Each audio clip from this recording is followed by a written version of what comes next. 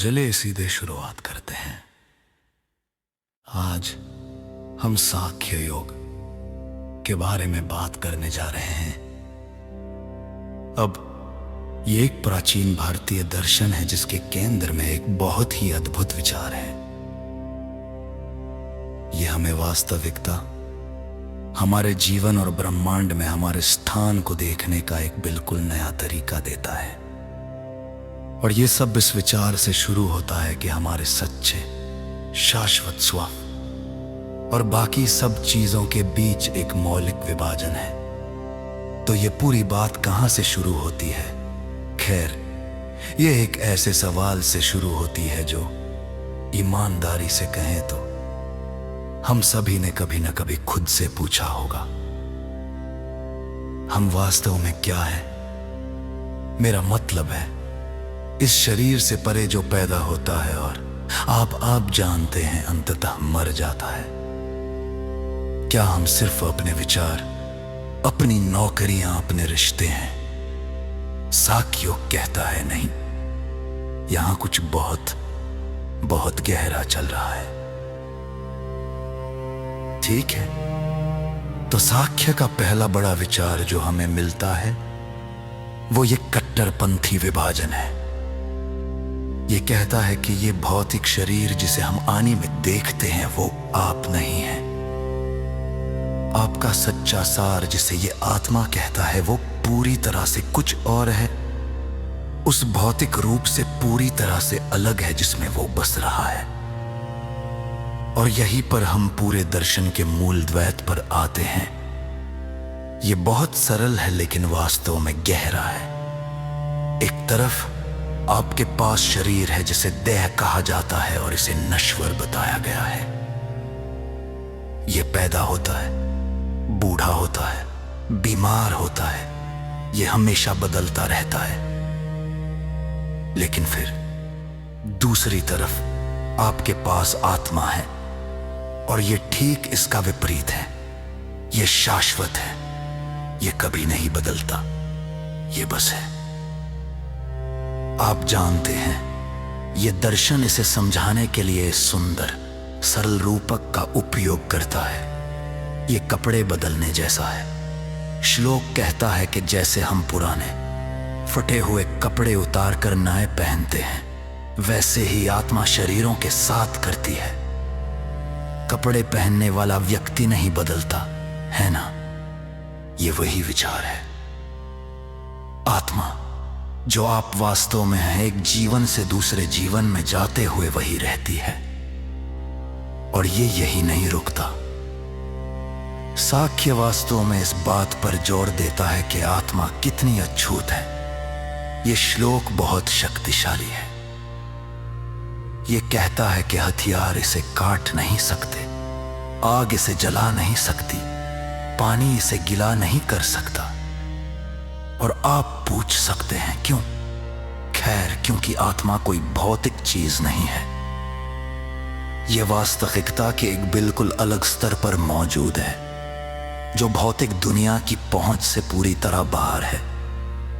तो आइए संक्षेप में दोहराते हैं कि हमने इस सच्चे स्व, इस आत्मा के बारे में अब तक क्या जाना है। सबसे पहले, यह अजन्मा है, इसलिए ये मर नहीं सकता।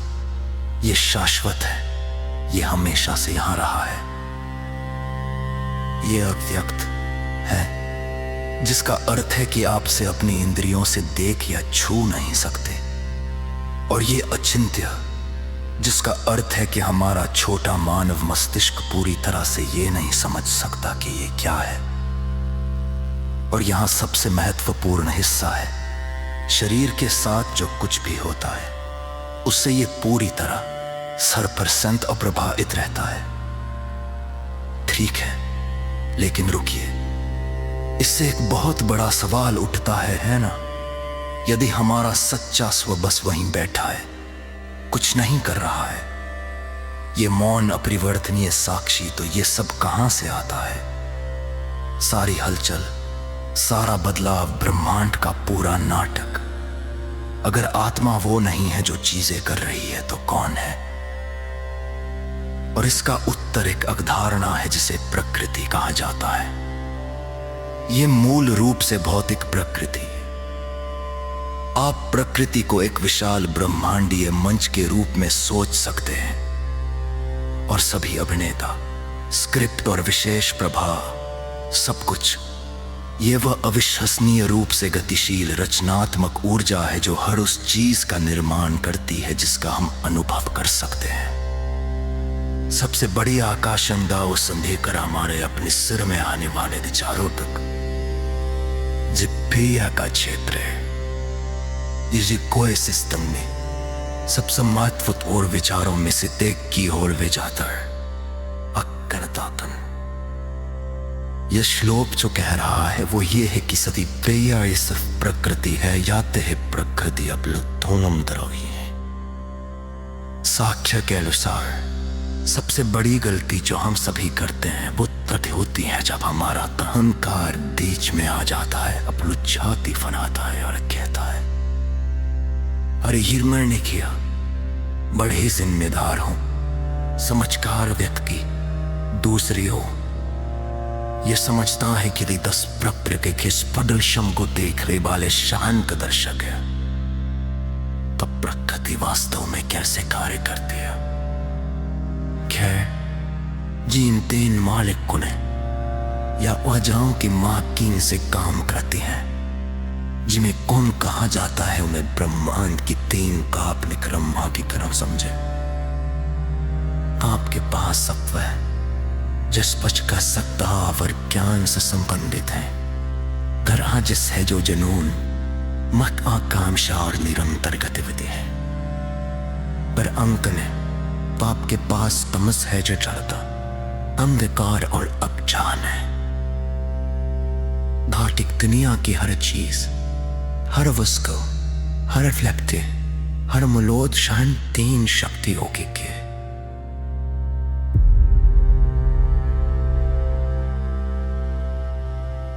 एक शुद्ध ज्ञान का मार्ग है जो वास्तव में उन लोगों के लिए है जो चिंतन और विचार में अधिक रुचि रखते हैं। दूसरा निस्वार्थ कर्म का मार्ग है उन लोगों के लिए जो दुनिया में लगे हुए हैं। वे सतह पर अलग दिखते हैं लेकिन ये दोनों बिल्कुल एक ही गंतव्य की ओर ले जाते हैं, मोक्ष, जिसका अर्थ है दुख के पूरे चक्र से मुक्ति। आइए उन्हें तोड़ते हैं। आपके पास ज्ञान का मार्ग सांख्य योग, इसे विचारकों, चिंतकों के लिए मार्ग समझे। ये आपके सच्चे स्व और प्रकृति के बीच उस गहरे अंतर को बौद्धिक रूप से समझने के बारे में है। और फिर आपके पास कर्म का मार्ग, कर्म योग, ये करने वालों के लिए है। ये अपना जीवन जीने, अपने कर्तव्यों को करने, लेकिन परिणामों से जुड़े बिना ये सब करने के बारे में है, चाहे आप सफल हो या असफल। लेकिन यहां मुख्य बात है और ये बहुत महत्वपूर्ण है, इस बिंदु पर दर्शन बिल्कुल स्पष्ट है। ये कहता है कि केवल बच्चे या अपरिपक्व ही सोचते हैं कि ये दोनों मार्ग पूरी तरह से अलग चीजें हैं। बुद्धिमान दूसरी ओर इसे समझते हैं। वे देखते हैं कि ये एक ही सिक्के के बस 2 पहलू हैं। जरा इस बारे में एक पल के लिए सोचिए। एक गहरे विचारक को ध्यान से जो स्वतंत्रता की स्थिति मिलती है, वही स्वतंत्रता की स्थिति एक व्यक्ति को अपने काम को पूरी लगन और परिणाम के प्रति शून्य लगाव के साथ करने से मिलती है। जब आप इसे वास्तव में देखते हैं तो आपको एहसास होता है कि वे अब 2 रास्ते नहीं, वे एक हैं। तो ये सब वास्तव में कैसा लगता है? हमारे दिन प्रतिदिन के जीवन में अंतिम परिणाम क्या है? जब आप इन रास्तों पर चलते हैं तो क्या होता है? खैर, यह सब अविश्वसनीय आंतरिक संतुलन की स्थिति की ओर ले जाता है। एक प्रकार की अटूट शांति, भले ही आपके चारों ओर कुछ भी हो रहा हो। और इस स्थिति के लिए एक शब्द है, समत्वम, समत्वम, समता। यह केंद्रित रहने की क्षमता है, अपने मन को संतुलित रखने की क्षमता है। चाहे जीवन आप पर कुछ भी फेंके, आपको पदोन्नति मिलती है, बहुत अच्छा। आपकी नौकरी चली जाती है, ठीक है। आप सुख का अनुभव करते हैं, आप दुख का अनुभव करते हैं। इन सब के बावजूद आप स्थिर रहते हैं। यहीं पर यह दर्शन अविश्वसनीय रूप से व्यावहारिक हो जाता है। और इसे देखिए, ये पूरे पाठ में सबसे गहरे श्लोकों में से एक है। ये बहुत सरल है। ये नहीं कहता कि समता कुछ ऐसा है जो आपको योग से मिलता है। ये कह रहा है कि ये गहरा आंतरिक संतुलन, ये समत्वम ही योग है। बस यही है, यही पूरा सार है। तो आप वास्तव में इसका अभ्यास कैसे करते हैं, आपसे कैसे करते हैं? खैर, ये एक बहुत ही व्यावहारिक प्रक्रिया है। सबसे पहले आप इस ज्ञान में खुद को स्थापित करते हैं। आप याद रखते हैं कि आप साक्षी हैं, कर्ता नहीं। फिर आप बाहर जाते हैं और कर्म करते हैं, लेकिन आप जो होता है उससे किसी भी तरह के लगाव को छोड़ देते हैं। आप बस अपना सर्वश्रेष्ठ करते हैं। चाहे आप जीतें या हारें, संतुलित रहकर आप वह प्राप्त करते हैं जिसे पाठ कर्मों में कौशल कहता है। वास्तविक कौशल वो परिणाम प्राप्त करने के बारे में नहीं है जो आप चाहते हैं। कौशल उस मन की स्थिति में है जिसे आप स्वयं कर्म में लाते हैं। और ये सब अंतिम बड़े सवाल पर वापस आता है, वो सवाल जो वास्तव में आपको सोचने पर मजबूर कर देता है।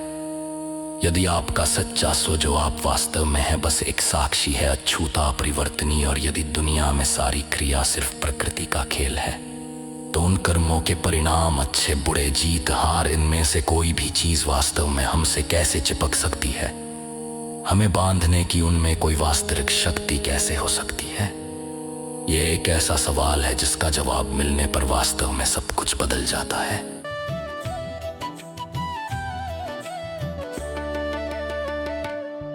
ये काया है मिट्टी का खेल, आत्मा है अम्र कहानी, हम साक्षी है करता नहीं, ये भेद जिसने जानी।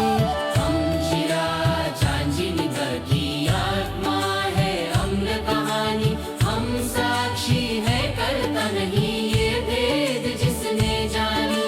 प्रकृति चलती अपने नियम से, गुण है उसके तीन, सुख दुख जीत हार से नाता मेरा कभी नहीं।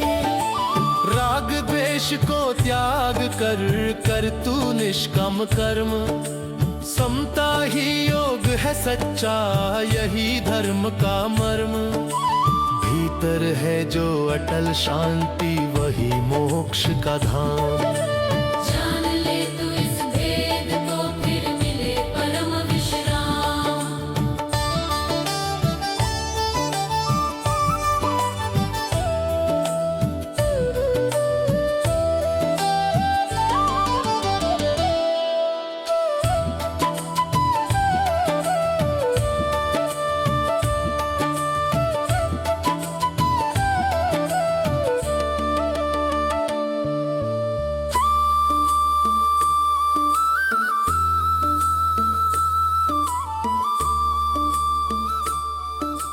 कर्म का कौशल है संतुलन, फल का मोहना